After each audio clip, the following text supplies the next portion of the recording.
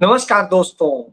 बहुत हुआ चलो युवा, हाथ से हाथ जोड़ के अन्याय का घड़ा फोड़ के, युवा ख्वाब ये जल जाएंगे, सिंहासन तब हिल जाएंगे। छात्रों की गूंज, ये छात्रों की गूंज, शिक्षा रेवोल्यूशन की और देश के सभी छात्रों की और युवाओं की उत्साह और जोश बढ़ाने के लिए छात्रों की गूंज। तो अब आप समझिए, भारत के नेता प्रतिपक्ष राहुल गांधी यही संदेश दे रहे हैं कि छात्रों की गूंज। अब वो छात्रों की गूंज में जब पहुंच रहे हैं देहरादून में जहां उनका कार्यक्रम होना था, सरकार डर गई। उसने परेड ग्राउंड छीन लिया और कोशिश की कि कार्यक्रम ही ना हो। कांग्रेस पार्टी ने एक स्कूल के ग्राउंड को लिया और उस स्कूल के ग्राउंड में कार्यक्रम हो रहा है। उतना बड़ा हो सकता है नहीं है, लेकिन जिन टोटल 5 लाख लोगों ने रजिस्टर कराया है उनकी क्षमता उसमें नहीं।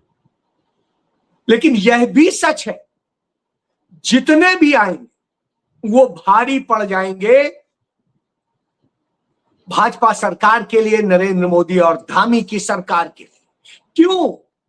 क्योंकि वहां राहुल गांधी शिक्षा के नाम पर जो चल रहा रेट कार्ड है दलालों का, उसका खुलासा करेंगे और बताएंगे कैसे, कौन सी डिग्री के लिए क्या रेट कार्ड है, किस पेपर को लीक करने के लिए क्या रेट कार्ड है और किस तरह शिक्षा बर्बाद की जा रही है। इसीलिए राहुल गांधी कहते हैं, बहुत हुआ चलो युवा, हाथ से हाथ जोड़ के अन्याय का घड़ा फोड़ के। जी हां, अन्याय का घड़ा फोड़ना पड़ेगा, क्योंकि अन्याय के इस घड़े ने भारत को बर्बादी में ढकेल दिया है और यह बर्बादी ऐसी है जो आने वाली पीढ़ियों को तबाह कर देगी। जी, मैं ये यूं ही नहीं कह रहा हूं, ये इसलिए कह रहा हूं, एक खबर देख लीजिए ये कि अब सरकार ने आदेश दिया है कि इसरो के वैज्ञानिकों के इस्तीफे और बीआरएस सीधे मंजूर नहीं होंगे, दिल्ली से होगा फैसला। क्यों? क्योंकि नरेंद्र मोदी सरकार आने के बाद, ये भी देख लीजिए उसी का ही पार्ट है, ये पिछले 10 साल में 100 से ज्यादा वैज्ञानिकों ने इस्तीफे दे दिए, इसरो छोड़ दिया। क्यों?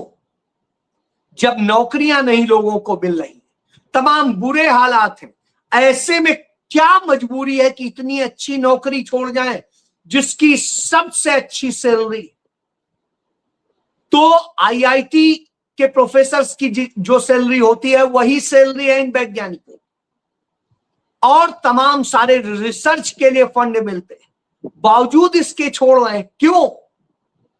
वजह ये कि वो जो काम कर रहे थे उस काम में हस्तक्षेप होने लगा है, उसमें राजनीति होने लगी, विज्ञान में इनकी राजनीति घुस गई है। इस कारण से ऐसा हो रहा है। जैसे धर्म में राजनीति घुसेड़ रहे हैं, उसी तरीके से विज्ञान में घुसेड़ रहे हैं। विज्ञान में उन्होंने अपने आरएसएस के लोग रख दिए, आरएसएस के लोगों को डायरेक्टर बनाया जा रहा है, आरएसएस के लोगों को ला ला करके और संस्थानों को बर्बाद किया जा रहा है। गगनयान पे इतना काम हो रहा था, उस काम को डिरेल कर दिया गया। यही वजह है कि गगनयान सफल नहीं हो पा रहा है, लगातार उस पर काम करने के बाद, इतना सबके बाद भी नहीं हो पा रहा है, बार बार फेल हो जाता है।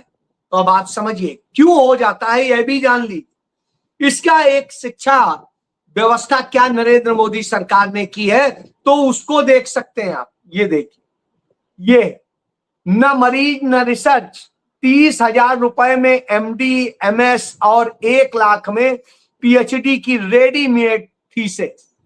यानी आपको कुछ नहीं करना, ना आपको मरीज देखना है, ना आपको रिसर्च करनी है, ना आपको कुछ करना।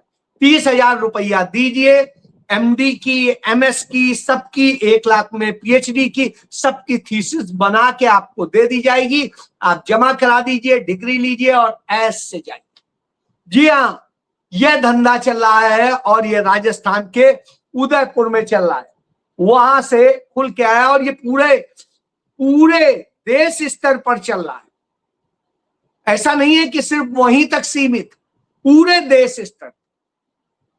इसीलिए तो राहुल गांधी से डर लगता है, क्योंकि राहुल गांधी बता देते हैं कि ये शिक्षा को बर्बाद कर रहे हैं। शिक्षा को बर्बाद करने का एक और नमूना दिखा दूं, हो सके तो बच्चे से मुलाकात कीजिए।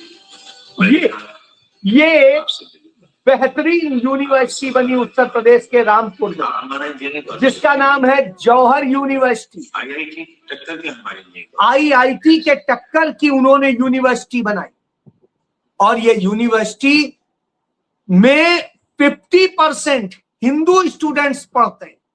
इसके बावजूद नरेंद्र मोदी और आदित्यनाथ की डबल इंजन की सरकार इस यूनिवर्सिटी के जो 40 कमरे हैं उनमें से 38 कमरे तोड़ने जा रही। 40 में से 38, ये खबर देख ली कि जौहर यूनिवर्सिटी के 40 में से 38 कमरे तब नहीं बोल पाए थे जब ये बनी थी, पिछले 8 साल में नहीं बोल पाए। अब कह रहे हैं 40 में से 38 कमरे जो हैं वो कमरे नक्शे के मुताबिक नहीं, इसलिए हम बुलडोज कर दें। आप एक यूनिवर्सिटी बना नहीं सकते, एक अच्छा संस्थान बना नहीं सकते, एक अच्छा एजुकेशन सेंटर नहीं दे सकते हैं, कहीं अच्छे वैज्ञानिक और अच्छे शिक्षक नहीं दे सकते हैं, लेकिन बर्बाद जरूर कर सकते हैं। जी हाँ, इस देश की यही समस्या है।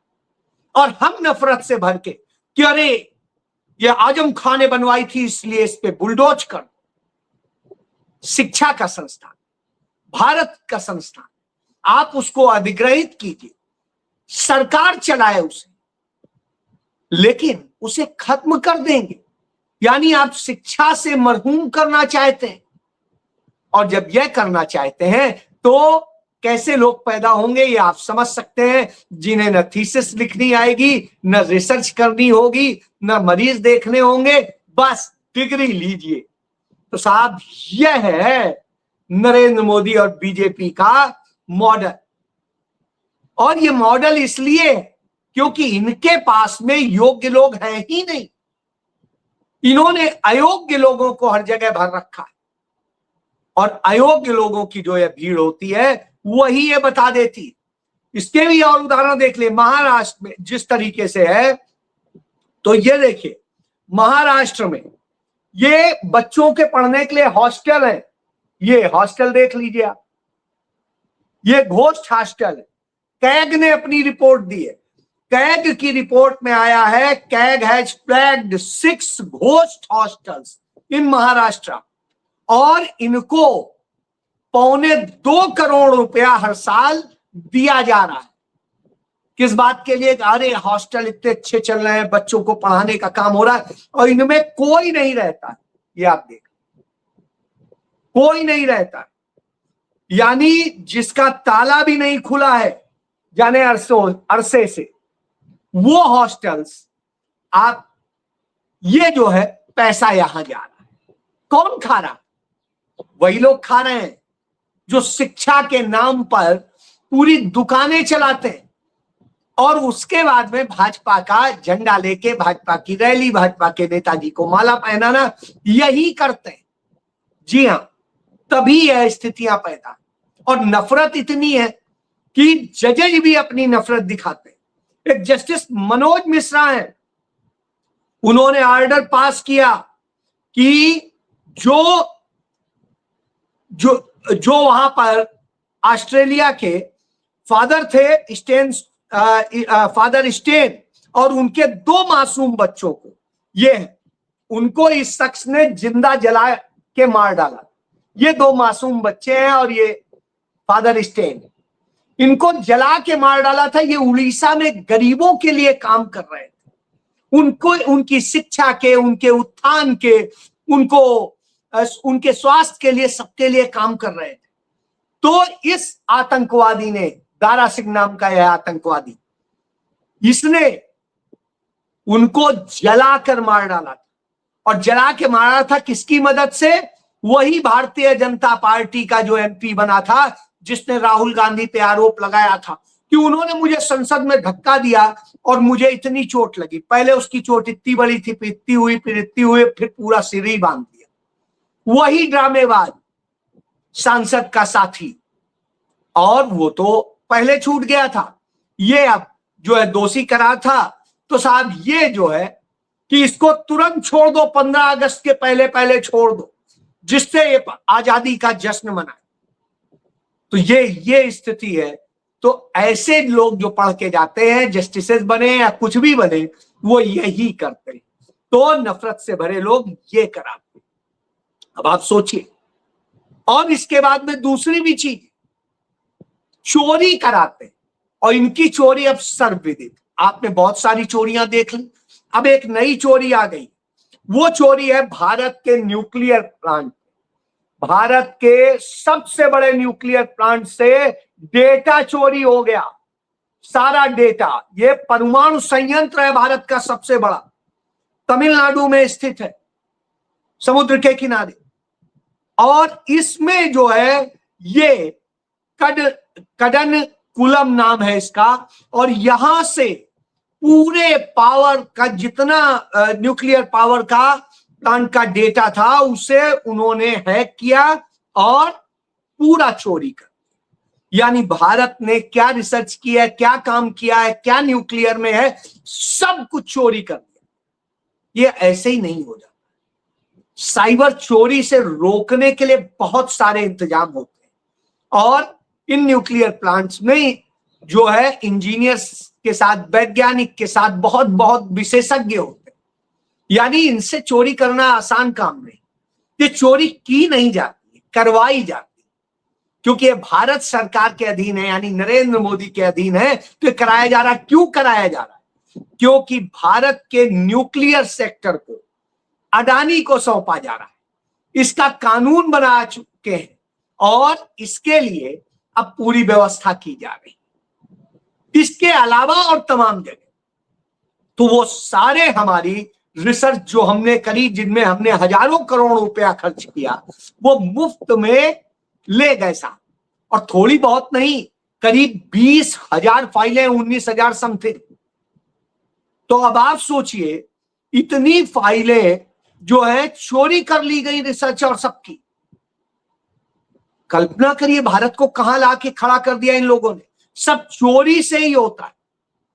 और राहुल गांधी इसीलिए तो बार बार कहते हैं कि ये शिक्षा दे नहीं सकते, ये शिक्षा बर्बाद करते हैं, ये भारत को बर्बाद करते हैं। और नरेंद्र मोदी जिस तरीके से सरेंडर है अमेरिका के आगे, और सरेंडर होने के बाद इनाम क्या मिल रहा है, वही अमेरिका अब कानून अपने यहां दे रहा है, बना रहा है कि रूसी तेल खरीदा तो ट्रंप भारत पर 100% टैरिफ की तैयारी के लिए नियम ला रहे हैं।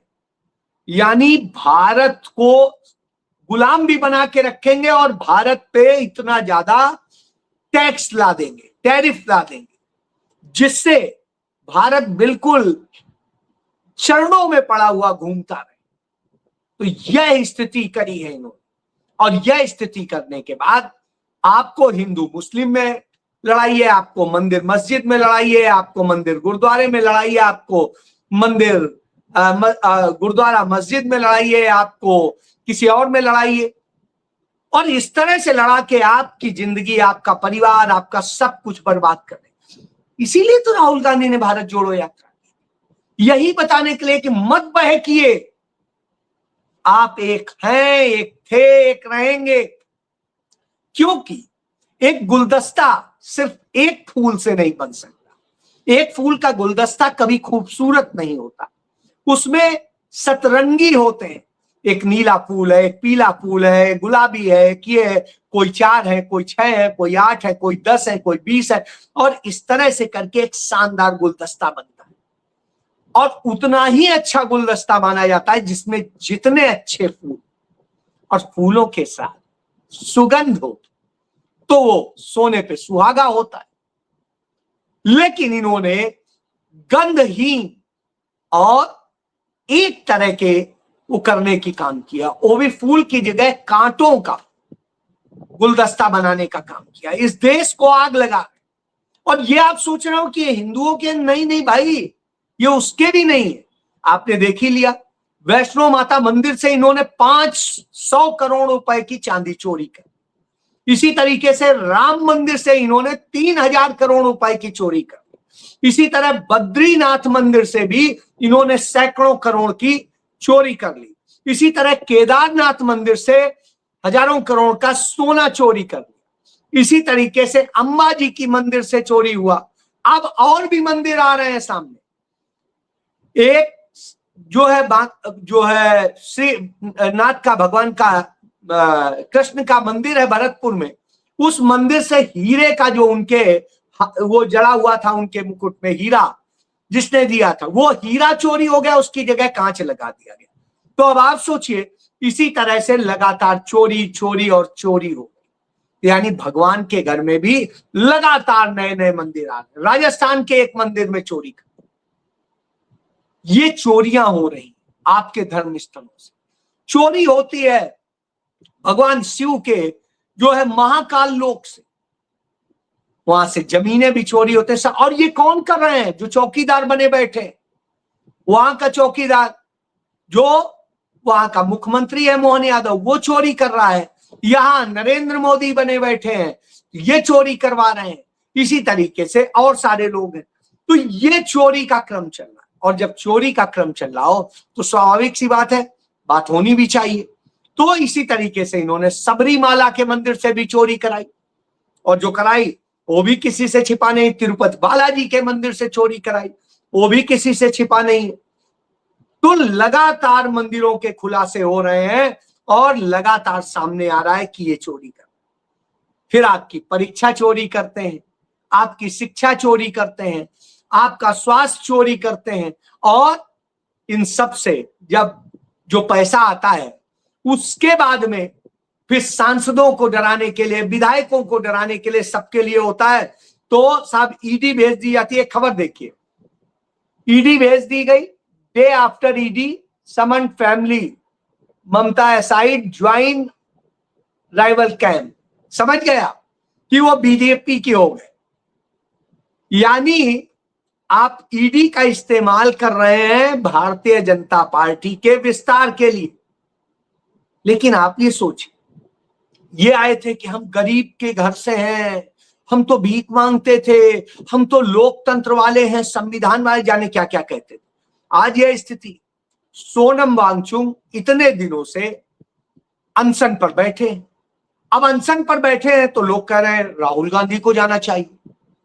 क्यों भाई राहुल गांधी को जाना चाहिए? आपको बताते हैं राहुल गांधी को क्यों नहीं जाना चाहिए। क्योंकि राहुल गांधी उनसे पहले से उन्हीं स्टूडेंट्स की लड़ाई लड़ रहे हैं। और जब वो लड़ाई लड़ रहे हैं, उसके बावजूद सोनम वांगचुक तब कुछ नहीं बोले थे। ये सोनम वांगचुक है, तब ये धर्मेंद्र प्रधान के साथ घूम रहे।